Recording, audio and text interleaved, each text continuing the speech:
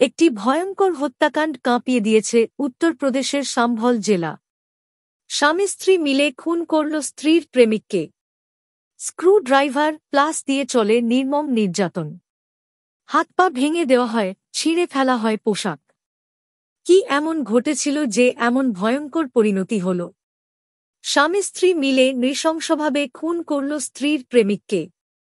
Screw driver plus দিয়ে মারা হয়, এমনকি হাত পা ভেঙে দেওয়া হয় বলে অভিযোগ। উত্তরপ্রদেশের সম্ভল জেলায় স্বামী স্ত্রীকে পুলিশ আটক করেছে ৪৫ বছর বয়সী ওই ব্যক্তিকে নির্যাতন ও খুনের অভিযোগে।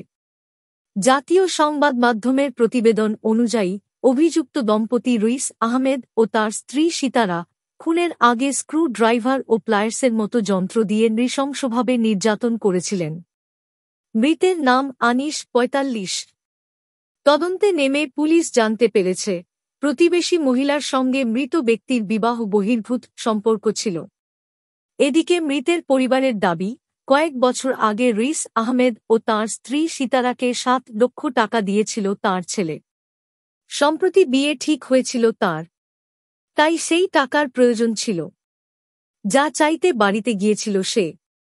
অভিযোগ, সেখানেই প্রথমে তাঁকে বেধড়ক মার ধরা হয়, হাত পা ভেঙে দেওয়া হয়, পোশাক ছিঁড়ে ফেলা হয় এবং তারপর চলে আরও নির্যাতন। মৃতের বাবা মুস্তাকিম জানান, তার ছেলেকে নৃশংসভাবে খুন করা হয়েছে। তিনি বলেন, অভিযুক্তরা তার ছেলের হাত পা ভেঙে দিয়েছে এবং তাকে কাপড় খুলে ফেলতে বাধ্য করেছে।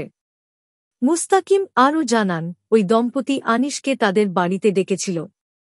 ওরা আমার ছেলেকে এতটাই নিষ্ঠুরভাবে মেরেছে যে আমি তা ভাষায় প্রকাশও করতে পারছি না। অতিরিক্ত পুলিশ সুপার রাজেশ কুমার শ্রীবাস্তব জানান, জিজ্ঞাসাবাদের সময় পুলিশ জানতে পারে মৃত আনিস ও সিতারার মধ্যে সম্পর্ক ছিল। শ্রীবাস্তব বলেন, রইস ও সিতারা মিলে আনিসকে হত্যার পরিকল্পনা করে তাকে বাড়িতে ডেকে আনে এবং পরে খুন করে। আনিসের পরিবারের সদস্যরা জানান, তিনি অভিযুক্ত দম্পতির বাড়ি থেকে পালিয়ে নিজের বাড়িতে ফিরে আসতে পেরেছিলেন, কিন্তু পরে তার আঘাতের কারণে মারা যান। শ্রীবাস্তব আরও জানান, শনিবার রাতের দিকে পুলিশ হত্যাকাণ্ডের খবর পায়। এ ঘটনায় মামলা দায়ের হয়েছে এবং তদন্তের ভিত্তিতে পরবর্তী পদক্ষেপ নেওয়া হবে। এই ঘটনা শুধু একটি প্রেমঘটিত হত্যাকাণ্ড নয়, এটি আমাদের সমাজে ক্রমবর্ধমান সহিংসতার এক ভয়ঙ্কর উদাহরণ। আপনি কি মনে করেন এমন অপরাধের বিরুদ্ধে আরও কঠোর পদক্ষেপ নেওয়া উচিত?